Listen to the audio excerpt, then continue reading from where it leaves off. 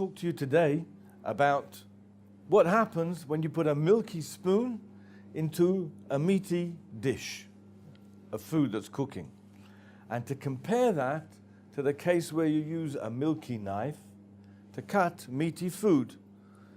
In all these cases that we're talking about, it doesn't make any difference if we change around the milk and the meat. It doesn't matter whether it's a milky knife into a meaty food or meaty knife into a milky food. It's all the same halacha. It works the same both ways round. But what I want to emphasize to you and show you today is the difference between a spoon and a knife, because as we'll see, there's a big difference in the kitchen between these two items. Let's say Mrs. Cohen was in her kitchen cooking a pot of meatballs with a thick tomato sauce. Her husband comes along, sees what's cooking and wants to have a taste. He grabs the nearest spoon and puts it in and takes a taste of it. And then suddenly, everyone realizes it was a milky spoon. What do we do now? What's the halacha now? A milky spoon was put into the meaty food that's cooking in the pot. So let's take this case apart. Right, we've spoken before, we've mentioned the difference between what's called a ben yomo and an eino ben yomo. That means a utensil that was used within the last 24 hours and a utensil that was not used within the last 24 hours. And we said that as far as taste that's absorbed in a utensil is concerned, where it was absorbed more than 24 hours ago, so the taste has now become stale and it's not going to osser up any food that was cooked in that pot. Let's say I have a pot, a milky pot that wasn't used for 24 hours.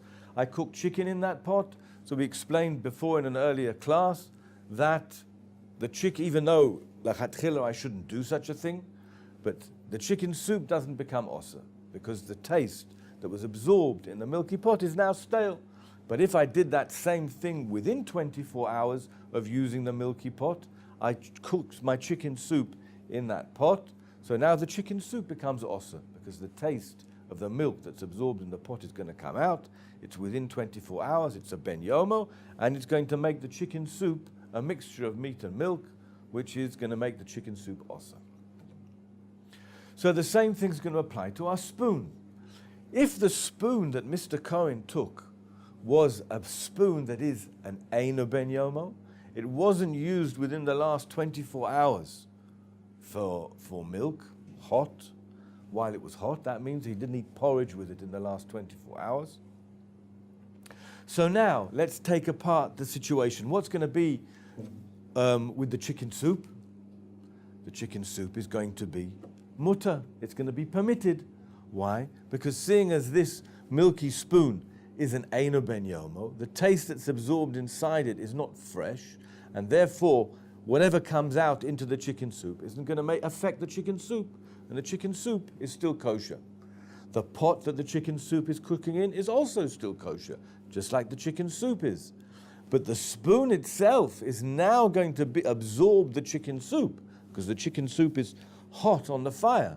The spoon is going to absorb the chicken soup, and now it's a milky spoon, even though it's an eino ben yomo, that has just absorbed meat. So the spoon is going to need hagola. It's going to need koshering. It's going to need to be immersed in boiling water to get out the taste of the meat that's been absorbed into it. So that's if the spoon was an eino ben yomo, if it was not used within the last 24 hours. But what if the spoon was used within the last 24 hours? We know that the spoon was used within the last 24 hours. It is now a ben yomo. The taste of milk that's absorbed inside that spoon is a fresh taste of milk. And it's going to come out into the chicken soup when Mr. Cohen put it in to take a spoon of the soup to taste. So the first thing we need to do is to see if the laws of nullification apply here, if the laws of bitul apply here. We have to look at the volume of the spoon, because we presume that the whole spoon is absorbed with milk, and see if the chicken soup, the volume of the chicken soup, is 60 times the volume of the spoon. If it's more than 60 times the volume of the spoon, then bittul will apply here. And that means that even though taste of milk came out of the spoon, it was nullified in the chicken soup, because the chicken soup is more than 60 times the volume of the spoon. If that happens, if there is more than 60, then not only is the food going to be kosher, the pot that you're cooking in is also going to be kosher, because if the food's kosher, then the pot's going to be kosher. The spoon is going to still need koshering, because the spoon, even though there was 60 against the milk that came out of it, but now there's meat absorbed in the spoon. You have a ben yomo spoon that has absorbed chicken. That's going to have to be koshered, right? So the spoon will have to be koshered. What if you don't have 60? If you don't have 60 against the volume of the spoon, so now the food, the chicken soup, is going to become osser, because the fresh taste will come out of our spoon and get absorbed in the chicken soup. The chicken soup will now become a mixture of meat and milk. It'll become osser, and that issa will further be absorbed in the pot that it's cooking in. So now the pot is going to need koshering, and the food is a mixture of meat and milk. It'll have to be thrown out. An interesting point here, seeing as I spoke about chicken soup. So chicken soup is not an issa d'oraisa to cook with milk, because chicken doesn't. Where did we learn the issa of meat and milk from? From the pasuk of lo tivashel gedi b'chalav imo. You're not allowed to cook a kid goat in the milk of its mother. That's talking about animals that have milk and feed their children. There's an issa of meat and milk together. But with a chicken doesn't have milk. The issa of the prohibition of having chicken and milk together is da'abanan. It's a rabbinical prohibition. So even though with meat and milk you're not allowed to have any benefit from meat and milk that was cooked together, with chicken and milk that was cooked together, you are allowed to have benefit from it. So this mixture, which is now a mixture of meat and milk, if you have a non-Jewish neighbor, you'd be able to send it to them as a gift for them to enjoy your chicken soup. Because for them there's no prohibition involved at all. And even though you're going to get benefit from it, that they're going to maybe send you back a bottle of wine next week, or will send you something next week in return for the gift that you sent to them, nevertheless that benefit is allowed, because here the issa of meat and milk is only rabbinical and not from the Torah. But nevertheless, let's get back to our case, right? So if you don't have 60, the food is going to be osser, the pot is going to be osser, and the spoon is going to be osser as well, because the spoon has absorbed meat and milk together. An important point that we have to say here, though, is how, when we're measuring the volume to see if we have 60 times the volume of the spoon or don't have 60 times the volumes of the spoon, how do we measure the volume of the spoon? There are three options here. One is to look at the amount of the spoon that was put inside the chicken soup, which may just be the spoon at the bottom. The second option is to look at the whole volume of the spoon, even the part that I was holding in my hand, which if you're talking about a large soup ladle, right, it could be a large amount of metal, it could be a large amount of volume. The whole spoon by itself, or a third option is to look at the amount of the spoon that was put within the rims of the pot, where there is the steam of the chicken soup. So which of these three volumes do I take? How do I measure the volume of the spoon? Chazal tell us that I take the last option that I said. I don't look at just at how much of the spoon was put into the chicken soup, and I don't look at the whole volume of the spoon, even what was in my hand. I look at whatever went within the boundaries of the rim of the pot. Whatever went inside the rim of the pot, that's the volume that I have to take and I have to measure to see if I have 60 times or don't have 60 times. Why? Because within that rim, within that area, is the hot steam that's coming up from the chicken, and all that is affected, say Chazal, with the taste. So when I'm measuring it, I need to look at how much of the spoon of the ladle went inside the rim of the pot. So that's with regard to the spoon. Now let's look at the same situation, the same scenario with a knife. The next evening, Mrs. Cohen ordered a pizza. A big, large pizza with bubbling cheese arrived at home, and Mr. Cohen again grabbed a knife to cut up the pizza, and after he'd made the first big slice, he suddenly realized it's a meaty knife. He used a meaty knife to cut a milky, boiling hot pizza. What now is the halacha in this case? First of all, I must explain to you that there's an argument. What happens when you cut up something with a knife? We know, let's take the scenario that where the knife was a ben yomo. The knife was a ben yomo, and we now need to know whether I have 60 times in my pizza the volume of the blade of the knife, or if I don't have 60 times the volume.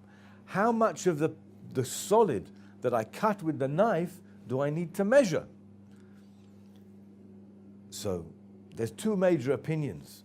One opinion is that it doesn't make any difference how big the piece that you cut is.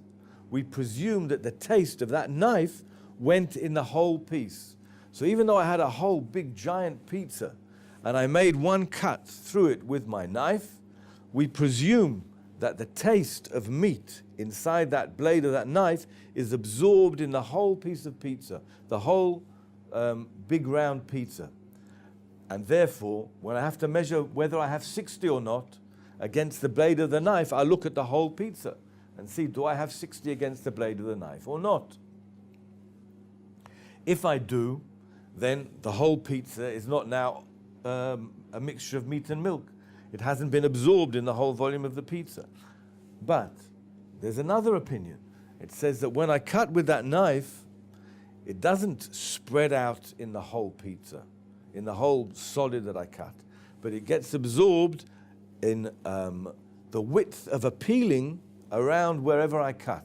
So of my large round pizza, where I made one cut from top to bottom, a slice on either side of where I cut, a slice which will be the size of a peeling, the width of a peeling. The width of a peeling, that means the width that you'd be able to cut that width and it would stay whole and not crumble up. Right? You're talking about around a centimeter, right? Maybe a little bit more. You would have to cut off that, only in that area, only that area absorbs the taste that is absorbed inside the knife in the case where the knife is a ben yomo. So we have these two different opinions. So therefore, even if the whole size of the pizza was 60 times the volume of the blade, I have to worry about maybe, and therefore the whole pizza is not going to become osser, but maybe the halacha is like the other opinion, and only just around where I cut, the taste of the meat is absorbed into the pizza, and therefore I have to check there as well if I have 60 times or don't have 60 times. And there it's much less likely that I will have 60 times, and therefore I would have to remove that peeling from each side around where Mr. Cohen cut the pizza in half. But that's going to be if the knife that was used is a ben yomo. If the knife that was used is not a ben yomo, so it would seem that there shouldn't be a problem with the pizza, because the taste that comes out of ein ben yomo, something that wasn't used within 24 hours, is a stale taste, as we've already explained a number of times. But here now comes the important difference between a knife and a spoon. The big difference between a knife and a spoon is that a knife, the way a knife is used with pressure to cut something, we say that where you have a meaty knife, there are two problems with the knife. One problem is the meat, the taste of the meat that's absorbed inside the blade of the knife. Another problem is the fat of the meat that is going to be stuck to the blade in a microscopic film of fat on the side of on the sides of the knife. And that happens whether you cut meat or whether you cut cheese. There's always going to be a very thin covering of fats from the meat or milk, which is not a taste of meat or milk, but it is actually meat or milk itself, which is going to be stuck to the sides of the knife. The halacha is that the only way to get that off is to stick the knife in the ground 10 times into hard, solid ground. That scrapes off the sides of the knife. In our times, we're used to cleaning our knives with cleaning materials and with coarse cloths and scotches and things like that, which we scrub our knives with. If you scrub a knife with some type of coarse material, and you have a little bit of soap, a little bit of detergent, cleaning materials, washing up liquid, then we can presume that you got off that fat. But if you didn't do that, then we cannot presume that that fat was taken off, and we presume that it's there on every knife. So in our case, where Mr. Cohen used the meaty knife to cut the pizza, even if the knife is an Eina ben Yomo, the fat that was stuck to the side of the knife, when we cut the pizza, and because of the pressure of the knife, when Mr. Cohen cut that pizza, is going to mean that some of that actual meat has come off and is stuck now to the sides of the pizza. And therefore, even if it was a ben Yoma, we have to get that off. The way we get that off is we have to cut all around where the cut was made by Mr. Cohen. We have to cut around on both sides. Again, the thickness of a peeling. The thickness of a peeling, again, is the amount that you would be able to cut off, and the whole thing would remain whole and wouldn't break up into crumbs. Again, you're talking about the width of about a centimeter maybe.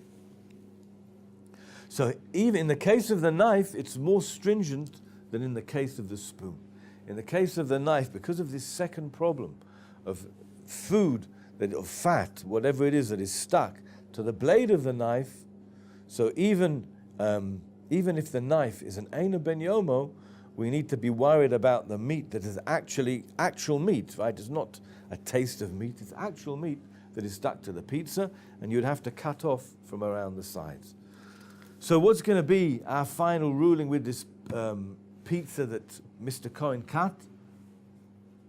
If the knife was an Eina ben Yomo, then Mr. Cohen is going to have to cut off a slice around the place where he made that big cut in that first cut, and the rest of the pizza the family can eat. If the knife is a ben Yomo, it was used within the last 24 hours, then the halacha is going to be that if the whole pizza is more than 60 times the volume of the blade of the knife, and here we would have to look at the whole blade of the knife, because generally when people cut, they go backwards and forwards, and so we can presume that the whole blade of the knife has absorbed. If the pizza is more than 60, then the pizza is going to be mutter. And if it's less than 60, then it's not. But even if it's less than 60, so the whole pizza is not a problem of Isra, and the family can eat and enjoy the rest of the pizza, nevertheless, that piece of a kedei klipa, of a peeling, around where Mr. Cohen cut would have to be taken off, because there you probably wouldn't have 60 times the volume of the blade. And there, we would say it will absorb the taste of the meat. So that's what's going to be the din with the pizza, and that's the difference between the knife and the spoon. One question remains for us to deal with, and that is, who knows whether that spoon or that knife is a ben yomo or an eina ben yomo? No one's following around in the kitchen to know whether I used that knife or spoon in the last 24 hours or didn't use it. You've got a whole load of knives and forks, some you did use, some you didn't use. How can you know? How can anyone be expected to keep track of that? So the rule is that in the private kitchen, we presume that every knife or fork is an eina ben yomo, was not used within the last 24 hours. That's the presumption, unless, of course, we know that it was used. But if we don't know, we can't say, I just don't know. Did I use that knife or didn't I use that knife? In a private kitchen, we would presume that it's an eina ben yomo. But in an industrial kitchen, in a restaurant, in a hotel, we would presume that it is a ben yomo, because there everything is used so much. So there we would presume, where we don't know, that it is a ben yomo, and in a private kitchen we would always presume where we don't know that it's an Eino Ben Yoma. So that's how it works. Thank you.